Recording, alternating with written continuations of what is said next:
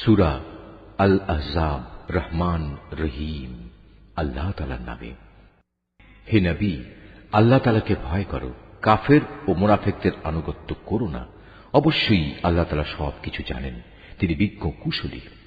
তোমার মালিকের কাছ থেকে তোমার প্রতি যা কিছু ওহী নাজিল হয়, তুমি শুধু তারই অনুসরণ করো। তোমরা যা কিছু করো, আল্লাহ তাআলা অবশ্যই সে সম্পর্কে সম্যক ওয়াকিবহাল রয়েছেন। তুমি শুধু আল্লাহ তাআলার উপরে নির্ভর করো। চূড়ান্ত কর্মবিধায়ক হিসেবে আল্লাহ তাআলাই তোমার জন্য যথেষ্ট। হে মানুষ, আল্লাহ তাআলা কোন মানুষের জন্য তার বুকে দুটো অন্তর পয়দা করেননি। না তিনি তোমাদের স্ত্রীদের, যাদের সাথে তোমরা তোমাদের মায়েদের তুলনা করে জিহার করো, তাদের সত্যি সত্যি তোমাদের মা বানিয়ে দিয়েছেন। একইভাবে তিনি তোমাদের পালক পুত্রকেও তোমাদের পুত্র বানিয়ে দেননি। আসলে তোমাদের এগুলো হচ্ছে নিছক তোমাদের মুখেরই কথা। সত্য কথা তো আল্লাহ তাআলাই বলেন এবং তিনিই তোমাদের পথ প্রদর্শন করেন। হে ঈমানদাররা, তোমরা তাদের পালক পুত্রদের আসল পিতার পরিচয়ই ডাকো, এটাই আল্লাহ তাআলার দৃষ্টিতে অধিক ন্যায়সঙ্গত। যদি তোমরা তাদের পিতা কারা সে পরিচয় না জানো, তাহলে তাদের মনে করতে হবে তারা তোমাদের দ্বীনী ভাই ও বন্ধু। এ ব্যাপারে আগে যদি তোমাদের কোনো ভুল হয়ে থাকে, তাহলে তাতে তোমাদের জন্য কোনো গুনাহ নেই। তবে যদি কেউ ইচ্ছা করে এমন কিছু করে, তাহলে সে গুনাহগার হবে। নিঃসন্দেহে আল্লাহ তাআলা পরম ক্ষমাশীল ও দয়ালু। আল্লাহর নবী মুমিনদের কাছে তাদের নিজেদের চাইতে বেশি প্রিয় এবং নবীর স্ত্রীরা হচ্ছে তাদের মা সমান।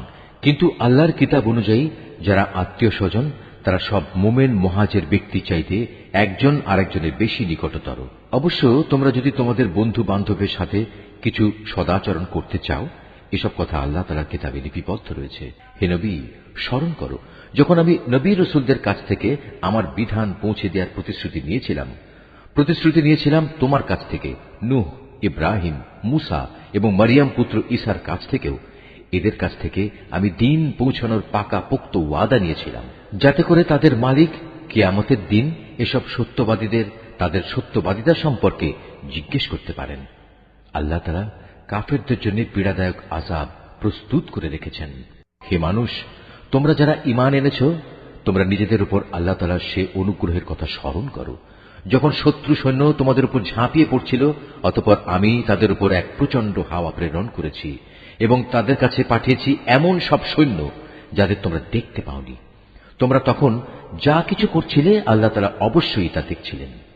যখন তারা তোমাদের উপর থেকে, তোমাদের নিজ থেকে তোমাদের উপর হামলা করার জন্য আসছিল, তখন ভয়ে তোমাদের চক্ষু বিস্ফারিত হয়ে পড়েছিল, প্রাণ হয়ে পড়েছিল কণ্ঠাগত, এবং আল্লাহর সাহায্যের বিলম্ব দেখে তোমরা আল্লাহ তাআলা সম্পর্কে নানা রকমের ধারণা করতে লাগলে। সে বিশেষ সময়ে ঈমানদাররা চরমভাবে পরীক্ষিত এবং তারা মারাত্মকভাবে কম্পিত হয়ে পড়েছিল। সে সময় মুনাফিক এবং যাদের মনে সন্দেহ ব্যাধি ছিল, তারা বলতে লাগলো, আল্লাহ তাআলা ও তার রাসূল আমাদের সাথে যে ওয়াদা করেছেন তা মূলত প্রতারণা বই কিছুই ছিল না। বিশেষ করে যখন তাদের একটি দল এসে বলল, হে ইয়াসরিবের অধিবাসীরা, আজ শত্রু বাহিনীর সামনে তোমাদের দাঁড়াবার মতো কোনো জায়গা নেই, অতএব তোমরা ফিরে যাও। এমনকি তাদের একাংশ তোমার কাছে এই বলে অনুমতিও চাইছিল যে আমাদের বাড়ি ঘরগুলো সবই অরক্ষিত রয়েছে, তাই আমরা ফিরে যেতে চাই। অথচ আল্লাহ তাআলা জানেন তা অরক্ষিত ছিল না। আসলে ময়দান থেকে এরা পালাতে চেয়েছিল। যদি শত্রু দল নগরীর চারপাশ থেকে ওদের ভেতর প্রবেশ করত এবং যারা মুনাফিক তাদের যদি বিদ্রোহের ফিতনা খাড়া করার জন্য বলতো, তবে তারা নির্দ্বিধায় তাও মেনে নিত। এ ব্যাপারে তারা মোটেই বিলম্ব করত না। অথচ এ লোকেরাই ইতিপূর্বে আল্লাহ তাআলার সাথে ওয়াদা করেছিল তারা কখনো ময়দান থেকে পৃষ্ঠ প্রদর্শন করবে না। তাদের জানা উচিত ছিল আল্লাহ তাআলার সাথে করা ওয়াদা সম্পর্কে অবশ্যই তাদের জিজ্ঞাসাবাদ করা হবে। হে নবী, এদের তুমি বলো, যদি তোমরা মৃত্যুর ভয়ে পালাতে চাও অথবা কেউ তোমাদের হত্যা করবে এ কারণে পালাতে চাও, তাহলে এই পালানো তোমাদের কোনোই উপকার দেবে না। আর যদি কোন রকম পালিয়ে যেতে সক্ষম হও, তা হলেও তো সামান্য কয়দিনের উপকারই ভোগ করতে দেয়া হবে মাত্র। হে নবী, যদি আল্লাহ তাআলা তোমাদের কোনো অমঙ্গল করতে চান অথবা চান তোমাদের কোনো মঙ্গল করতে, তাহলে এই উভয় অবস্থায় তুমি বলো, এমন কে আছে যে তোমাদের আল্লাহ তাআলার সিদ্ধান্ত থেকে বাঁচাতে পারবে? আল্লাহ তাআলা ব্যতী রেখে এরা সেদিন না পাবে কোনো অভিভাবক, না পাবে কোনো সাহায্যকারী। অবশ্যই আল্লাহ তাআলা তোমাদের মধ্যকার সেসব মুনাফিক লোকদের চেনেন, যারা অন্যদের যুদ্ধে অংশগ্রহণ করা থেকে বাধা দেয় এবং তাদের ভাই বন্ধুদের বলে, তোমরা আমাদের কাছে এসে যাও। আসলে ওদের অল্প সংখ্যক লোকই যুদ্ধে অংশগ্রহণ করে। যে কয়জন এসেছে তারাও তোমাদের বিজয়ের উপর কুণ্ঠিত থাকে। অতঃপর যখন তোমাদের উপর কোনো বিপদ আসে তখন তুমি তাদের দেখবে তারা চক্ষু উল্টিয়ে তোমার দিকে এমন ভাবে তাকাচ্ছে যেন কোনো ব্যক্তির উপর মৃত্যু এসে হাজির হয়েছে। কিন্তু যখন তোমরা বিজয় লাভ করো তখন এরাই গনিমতের সম্পদের উপর লোভী হয়ে তোমাদের সাথে বাকচাতুরি শুরু করে। আসলে এই লোকগুলো কিন্তু কখনো ঈমান আনেনি। আল্লাহ তাআলা তাই ওদের সব কাজই বিনষ্ট করে দিয়েছেন। আর এই কাজটা তো আল্লাহ তাআলার জন্য অত্যন্ত সহজ। অবরোধ প্রত্যাহার সত্ত্বেও এরা মনে করে এখনো শত্রু বাহিনী চলে যায়নি এবং শত্রুপক্ষ যদি আবার এসে চড়াও হয় তখন এরা মনে করবে কত ভালো হতো যদি তারা মরুভূমির বেদুইনদের সাথে ওখানেই থেকে যেতে পারত এবং সেখানে বসেই তোমাদের খবর নিতে পারত যে ফিরে আসা নিরাপদ কিনা। যদিও এরা এখনো তোমাদের মাঝে আছে, কিন্তু এরা খুব কম লোকই যুদ্ধে অংশগ্রহণ করবে। হে মুসলমানরা, তোমাদের জন্য অবশ্যই আল্লাহর রসুলের জীবনের মাঝে অনুকরণযোগ্য উত্তম আদর্শ রয়েছে। আদর্শ রয়েছে এমন প্রতিটি ব্যক্তির জন্য যে আল্লাহ তাআলা সাক্ষাৎ পেতে আগ্রহী এবং যে পরকালের মুক্তির আশা করে। সর্বোপরি যে বেশি পরিমাণে আল্লাহ তাআলাকে স্মরণ করে। খাঁটি ঈমানদাররা যখন শত্রু বাহিনী দেখল তখন তারা বলে উঠল, এ তো হচ্ছে তাই যার ওয়াদা আল্লাহ তাআলা ও তার রসুল আমাদের কাছে আগেই করেছিলেন। আল্লাহ তাআলা ও তার রসুল অবশ্যই সত্য কথা বলেছেন। এই ঘটনার ফলে তাদের ঈমান ও আনুগত্যের পরিমাণ আরও বৃদ্ধি পেল। ঈমানদারদের মাঝে কিছু লোক তো এমন রয়েছে যারা আল্লাহ তাআলার সাথে জীবন বাজির যে ওয়াদা করেছিল তা সত্য প্রমাণ করল। তাদের কিছু সংখ্যক মানুষ তো নিজের কোরবানি পূর্ণ করে শাহাদাত লাভ করল, আর কেউ এখনো শাহাদাতের অপেক্ষায় আছে। তারা তাদের আসল লক্ষ্য কখনো পরিবর্তন করেনি। যুদ্ধ তো এজন্যই যে এতে করে সত্যবাদীদের আল্লাহ তাআলা তাদের সত্যবাদিতার পুরস্কার দেবেন, আর মুনাফিকদের তিনি চাইলে শাস্তি দেবেন কিংবা তিনি তাদের উপর ক্ষমা পরবশ হবেন। নিঃসন্দেহে আল্লাহ তাআলা ক্ষমাশীল ও পরম দয়ালু। আল্লাহ তাআলা কাফেরদের তাদের যাবতীয় ক্রোধ সহ এমনই মদিনা থেকে ফিরিয়ে দিলেন। এ অভিযানে তারা কোনো কল্যাণী লাভ করতে পারেনি। আল্লাহ তাআলাই এই যুদ্ধে মুমিনদের জন্য যথেষ্ট প্রমাণিত হলেন। মূলত আল্লাহ তাআলা প্রবল শক্তিমান ও পরাক্রমশালী। এই যুদ্ধে যারা হামলাকারী ছিল, আহলে কিতাবদের মধ্যে যারা তাদের সাহায্য করেছে, আল্লাহ তাআলা তাদেরও দুর্গ থেকে অবতরণ করালেন এবং তাদের অন্তরে মুসলমানদের সম্পর্কে এমন ভীতির সঞ্চার করালেন যে আজ তোমরা তাদের এক দলকে হত্যা করছ, আরেক দলকে বন্দী করছ। তিনি তোমাদের তাদের জমিন, বাড়িঘর ও সহায় সম্পত্তির উত্তরাধিকারী বানিয়ে দিলেন। আল্লাহ তাআলা এর ফলে তোমাদের এমন সব ভূখণ্ডের অধিকারী বানিয়ে দিলেন যেখানে তোমরা এখনো কোনো সামরিক অভিযান পরিচালনাই করনি। সত্যি আল্লাহ তাআলা সর্ববিষয়ের উপর একক ক্ষমতাবান। হে নবী, তুমি তোমার স্ত্রীদের বলো, তোমরা যদি পার্থিব জীবন ও তার ভোগ বিলাস কামনা করো তাহলে এসো, আমি তোমাদের তার কিছু অংশ দিয়ে দেই এবং সৌজন্যের সাথে তোমাদের বিদায় করে দেই। আর যদি তোমরা আল্লাহ তাআলা, তার রসুল ও পরকাল কামনা করো তাহলে জেনে রেখো, তোমাদের মধ্যে যারা সৎ কর্মশীল আল্লাহ তাআলা তাদের জন্য মহা পুরস্কার প্রস্তুত করে রেখেছেন। হে নবী পত্নীরা, তোমাদের মধ্যে যারা খোলাখুলি কোনো অশ্লীল কাজ করবে তাহলে তার শাস্তি দ্বিগুণ করে দেয়া হবে। আর এই কাজ আল্লাহ তাআলার জন্য অত্যন্ত সহজ। তোমাদের মধ্যে যারা আল্লাহ তাআলা ও তার রসুলের আনুগত্য করবে, এর সাথে সে নেক কাজও করবে, আমি তাকে দুবার তার কাজের পুরস্কার দান করব। আমি পরকালে তার জন্য সম্মানজনক রিজিক প্রস্তুত করে রেখেছি। হে নবী পত্নীরা, তোমরা অন্য নারীদের মতো সাধারণ নারী নও।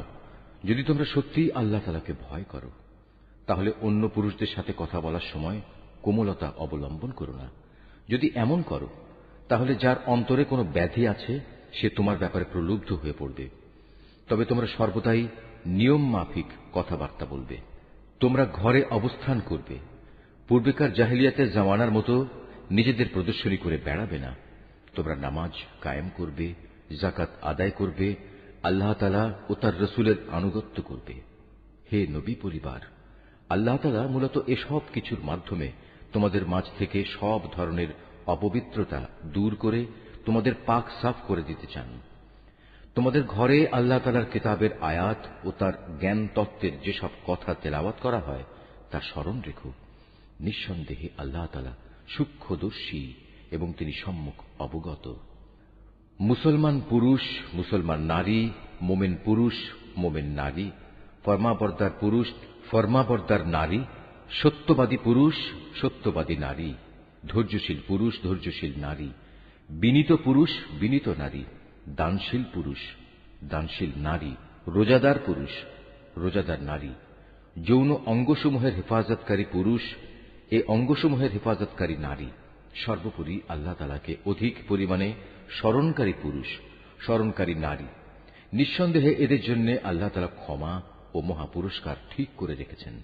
যখন আল্লাহ তাআলা ও তার রসুল কোনো ব্যাপারে কোনো সিদ্ধান্ত ঘোষণা করেন, তখন কোনো মোমেন পুরুষ ও কোনো মোমেন নারীর এ অধিকার নেই যে তারা সে ব্যাপারে নিজেদের কোন রকম এখতিয়ার খাটাবে। মূলত যে কেউই আল্লাহ তাআলা ও তার রসুলের নাফরমানি করবে, সে নিঃসন্দেহে সুস্পষ্ট গুমরাহিতে নিমজ্জিত হয়ে যাবে। হে নবী, তুমি স্মরণ করো যখন তুমি সে ব্যক্তিকে লক্ষ্য করে বলেছিলে, যার উপর আল্লাহ তাআলা বিরাট অনুগ্রহ করেছেন এবং তুমিও নিজের পুত্র বানিয়ে যার উপর অনুগ্রহ করেছ, তুমি তাকে বলেছিলে, তুমি তোমার স্ত্রীকে বিয়ের বন্ধনে রেখে দাও এবং আল্লাহ তাআলাকে ভয় করো। কিন্তু এ পর্যায়ে তোমার মনের ভেতরে যে কথা তুমি লুকিয়ে রেখেছিলে, আল্লাহ তাআলা পরে তা প্রকাশ করে দিলেন। আসলে তোমার পালক পুত্রের তালাক প্রাপ্ত স্ত্রীকে বিয়ে করার ব্যাপারে তুমি মানুষদের কথা কি ভয় করছিলে, অথচ তুমি জানো আল্লাহ তাআলাই হচ্ছেন ভয় পাওয়ার বেশি হকদার। অতঃপর এক সময় যখন জায়েদ তার স্ত্রীর কাছ থেকে নিজের প্রয়োজন শেষ করে তাকে তালাক দিয়ে দিল, তখন আমি তোমার সাথে তার বিয়ে সম্পন্ন করে দিলাম, যাতে করে ভবিষ্যতে মোমেনদের উপর তাদের পালক পুত্রদের স্ত্রীদের বিয়ের মাঝে আর কোনো সংকীর্ণতা অবশিষ্ট না থাকে। বিশেষ করে তারা যখন তাদের স্ত্রীদের কাছ থেকে নিজেদের প্রয়োজন শেষ করে তালাক দিয়ে দেয়। আর সর্বশেষে আল্লাহ তাআলার আদেশই কার্যকর হতে হবে। আল্লাহ তাআলা নবীর জন্য যে ফয়সালা করে দিয়েছেন, সে ব্যাপারে নবীর উপর কোনো বিধি নিষেধ নেই। আগের নবীদের ক্ষেত্রেও এ ছিল আল্লাহ তাআলার বিধান, আর আল্লাহ তাআলার বিধান তো আগে থেকে নির্ধারিত হয়ে আছে। যারা মানুষদের কাছে আল্লাহ তাআলার বাণী পৌঁছে দিত, তারা আল্লাহ তাআলাকে ভয় করত, তারা আল্লাহ তাআলা ছাড়া আর কাউকেই ভয় করত না, কেননা মানুষের হিসাব নেয়ার ব্যাপারে আল্লাহ তাআলাই যথেষ্ট। হে মানুষ, তোমরা জেনে রেখো, মুহাম্মদ তোমাদের কোন পুরুষের পিতা নয়, বরং সে তো হচ্ছে আল্লাহ তাআলার রসুল এবং নবীদের সিল মোহর। আল্লাহ তাআলা সর্ববিষয়ে অবগত রয়েছেন। হে মানুষ, তোমরা যারা ঈমান এনেছ, তোমরা আল্লাহ তাআলাকে বেশি বেশি স্মরণ করো। সকাল সন্ধ্যায় তোমরা তাঁর পবিত্রতা ঘোষণা করো। তিনি মহান আল্লাহ তাআলা, যিনি তোমাদের উপর অনুগ্রহ বর্ষণ করেন। তাঁর ফেরেশতারাও তোমাদের জন্য আল্লাহ তাআলার ক্ষমা চেয়ে তোমাদের উপর অনুগ্রহ করেন, যাতে করে আল্লাহ তোমাদের অন্ধকার থেকে ইসলামের আলোর দিকে বের করে আনতে পারেন। বস্তুত আল্লাহ তাআলা হচ্ছেন মোমেনদের জন্য পরম দয়ালু। যেদিন তারা আল্লাহ তাআলার সাথে সাক্ষাৎ করবে, সেদিন মহান আল্লাহর দরবারে তাদের সালাম দ্বারা অভিবাদন করা হবে। তিনি তাদের জন্য এক সম্মানজনক বিনিময় নির্দিষ্ট করে রেখেছেন। হে নবী, আমি তোমাকে হিদায়াতের সাক্ষী করে পাঠিয়েছি, তোমাকে বানিয়েছি জান্নাতের সুসংবাদদাতা ও জাহান্নামের সতর্ককারী। আল্লাহ তাআলার অনুমতি ক্রমে তুমি হচ্ছ আল্লাহর দিকে আহ্বানকারী ও হেদায়েতের সুস্পষ্ট প্রদীপ। অতএব তুমি মোমেনদের সুসংবাদ দাও যে তাদের জন্য আল্লাহ তাআলার পক্ষ থেকে এক মহা অনুগ্রহ রয়েছে। কখনো কাফের ও মুনাফিকদের কথা শোনো না, তাদের যাবতীয় নির্যাতন উপেক্ষা করে চলো, আল্লাহ তাআলার উপর ভরসা করো, কেননা কর্মবিধায়ক হিসেবে আল্লাহ তাআলাই তোমার জন্য যথেষ্ট। হে মোমেনরা, যখন তোমরা মোমেন রমণীদের বিয়ে করো, অতঃপর কোন রকম স্পর্শ করার আগেই তাদের তালাক দাও, তাহলে এমতাবস্থায় তাদের উপর কোন ইদ্দত বাধ্যতামূলক নয় যে তোমরা তা গুনতে শুরু করবে। তবু তোমরা তাদের কিছু দিয়ে দেবে এবং সৌজন্যের সাথেই তাদের বিদায় করে দেবে। হে নবী, আমি তোমার জন্য সেসব স্ত্রীদের হালাল করেছি যাদের তুমি যথার্থ মোহর আদায় করে দিয়েছ। সেসব মহিলাও তোমার জন্য আমি হালাল করেছি যারা তোমার অধিকারভুক্ত, যাদের আল্লাহ তাআলা তোমাকে দান করেছেন। তোমার চাচাতো বোন, ফুফাতো বোন, মামাতো বোন, খালাতো বোন যারা তোমার সাথে হিজরত করেছে। তাছাড়া রয়েছে সে মোমেন নারী যে কোনো কিছু ছাড়াই নিজেকে নবীর জন্য নিবেদন করবে এবং নবী চাইলে তাকে বিয়ে করবে।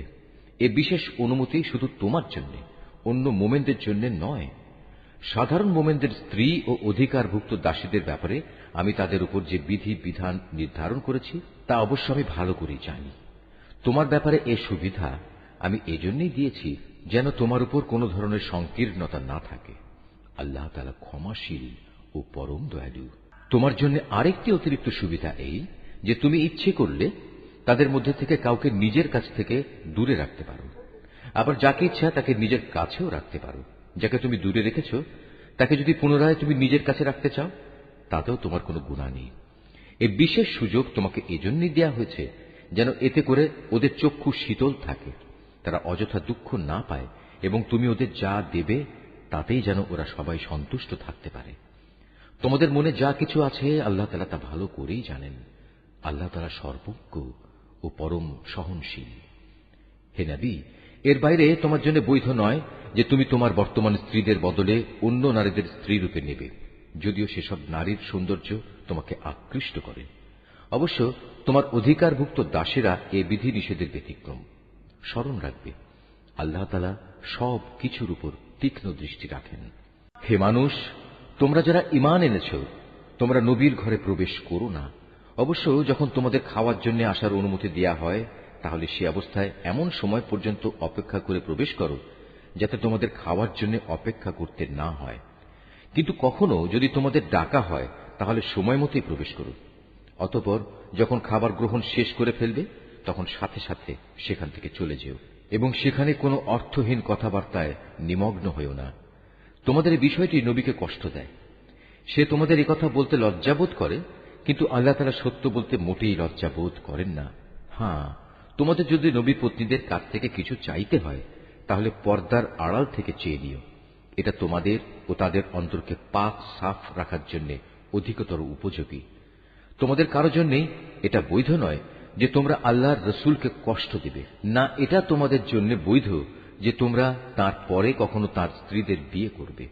এটা আল্লাহ তাআলার কাছে এক বড় অপরাধের ব্যাপার। তোমরা কোনো জিনিস প্রকাশ করো কিংবা তা গোপন করো, আল্লাহ তাআলা তা সবই জানেন, কেননা তিনি সর্বজ্ঞ। যারা নবী পত্নী তাদের উপর তাদের পিতা, ছেলে, ভাইদের ছেলে, বোনদের ছেলে, সব সময়ে আসা যাওয়া করা মহিলা এবং নিজেদের অধিকারভুক্ত দাসীদের সামনে আসা ও তাদের কাছ থেকে পর্দা না করার ব্যাপারে কোনো অপরাধ নেই। হে নবী পত্নীরা, তোমরা আল্লাহ তাআলাকে ভয় করো। অবশ্যই আল্লাহ তাআলা সব কিছু প্রত্যক্ষ করেন। নিঃসন্দেহে আল্লাহ তাআলা ও তার ফেরেশতারা নবীর উপর দরুদ পাঠান। অতএব হে ঈমানদার ব্যক্তিরা, তোমরাও নবীর উপর দরুদ পাঠাতে থাকো এবং তাকে উত্তম অভিবাদন পেশ করো। যারা আল্লাহ তাআলা ও তার রসুলকে কষ্ট দেয় তাদের উপর দুনিয়া আখিরাত উভয় জায়গায় আল্লাহ তাআলা অভিশাপ বর্ষণ করেন। কিয়ামতের দিন তিনি তাদের জন্য অপমানজনক আযাব ঠিক করে রেখেছেন। যারা মোমেন পুরুষ ও মোমেন নারীদের কষ্ট দেয় তেমন ধরনের কিছু দোষ তারা না করা সত্ত্বেও যারা এমনটি করে তারা তো মূলত মিথ্যা ও স্পষ্ট অপবাদের বোঝাই বহন করে চলে। হে নবী, তুমি তোমার স্ত্রী, মেয়ে ও সাধারণ মোমেন নারীদের বলো তারা যেন তাদের চাদর থেকে কিয়দংশ নিজেদের মুখমণ্ডলের উপর টেনে দেয়। এতে করে তাদের চেনা অনেকটা সহজ হবে যে তারা সম্মানিত মহিলা, এবং তাদের অযথা উত্ত্যক্ত করা হবে না। তারপরেও যদি কোনো ভুল ত্রুটি হয়ে যায় তাহলে জেনে রেখো, আল্লাহ তাআলা ক্ষমাশীল ও পরম দয়ালু। মুনাফিক দল, তাদের সাথে যাদের অন্তরে কুফরির ব্যাধি রয়েছে ও যারা নগরে বন্দরে তোমার বিরুদ্ধে গুজব রটনা করে বেড়ায়, তারা যদি তাদের নোংরা কার্যকলাপ থেকে বিরত না হয় তাহলে হে নবী, আমি নিশ্চয়ই তোমাকে তাদের উপর প্রবল করে বসিয়ে দেব। অতঃপর এরা সেখানে তোমার প্রতিবেশী হিসেবে সামান্য সংখ্যক ব্যক্তি থাকতে পারবে। এরপরেও এখানে যারা থেকে যাবে তারা থাকবে অভিশপ্ত হয়ে। অতঃপর তাদের যেখানেই পাওয়া যাবে পাকড়াও করা হবে এবং বিশ্বাসঘাতকতার জন্য তাদের মৃত্যুদণ্ডে দণ্ডিত করা হবে। তোমার আগে বিদ্রোহী হিসেবে যারা অতিবাহিত হয়ে গেছে তাদের ব্যাপারেও এ ছিল আল্লাহ তাআলার নীতি। আল্লাহ তাআলার এই নিয়মে তুমি কখনো কোনো ব্যতিক্রম দেখবে না। মানুষ তোমাকে কিয়ামত সম্পর্কে জিজ্ঞেস করবে, তুমি তাদের বলো তার জ্ঞান তো একমাত্র আল্লাহ তাআলার কাছেই রয়েছে। হে নবী, তুমি এই বিষয়টি কি করে জানবে? সম্ভবত কিয়ামত একান্ত নিকটেই এসে গেছে।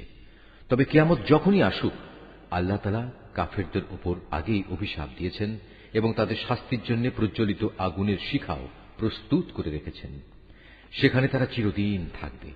সেখান থেকে বেরিয়ে আসার ব্যাপারে তারা কোন রকম অভিভাবক ও সাহায্যকারী পাবে না। সেদিন তাদের চেহারাসমূহ ওলট পালট করে প্রজ্বলিত আগুনে রাখা হবে।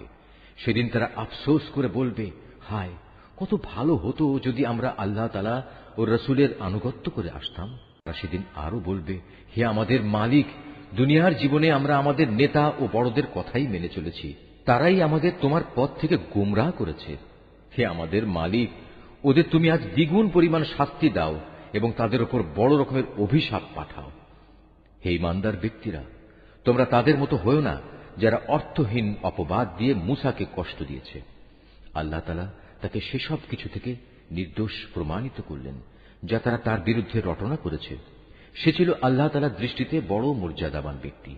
হে ঈমানদার ব্যক্তিরা, তোমরা আল্লাহ তাআলাকে ভয় করো এবং সর্বদা সত্য কথা বলো, তাহলে তিনি তোমাদের জীবনের কর্মকাণ্ড শুধরে দেবেন এবং তোমাদের গুনাহ খাতা মাফ করে দেবেন। যে কোনো ব্যক্তি আল্লাহ তাআলা ও তার রাসূলের আনুগত্য করবে, সে অবশ্যই এক মহা সাফল্য লাভ করবে। অবশ্যই আমি কোরআনের এই আমানত একসময় আসমানসমূহ, পৃথিবী ও পর্বতমালার সামনে পেশ করেছিলাম। তারা সবাই একে বহন করতে অস্বীকৃতি জ্ঞাপন করল। সবাই এতে ভীত হয়ে গেল। অবশেষে মানুষই তা বহন করে নিল। এতে সন্দেহ নেই, সে মানুষ একান্ত জালেম ও এ আমানত বহন করার পরিণাম সম্পর্কে একান্তই অজ্ঞ। আল্লাহ তাআলা মুনাফিক পুরুষ, মুনাফিক নারী, মুশরিক পুরুষ, মুশরিক নারীদের এই আমানতের দায়িত্বে অবহেলার জন্য কঠোর শাস্তি দেবেন এবং মোমেন পুরুষ ও মোমেন নারীদের উপর আমানতের দায়িত্ব পালনে ভুল ত্রুটির জন্য ক্ষমা পরবশ হবেন। নিঃসন্দেহে আল্লাহ তাআলা একান্ত ক্ষমাশীল ও পরম দয়ালু।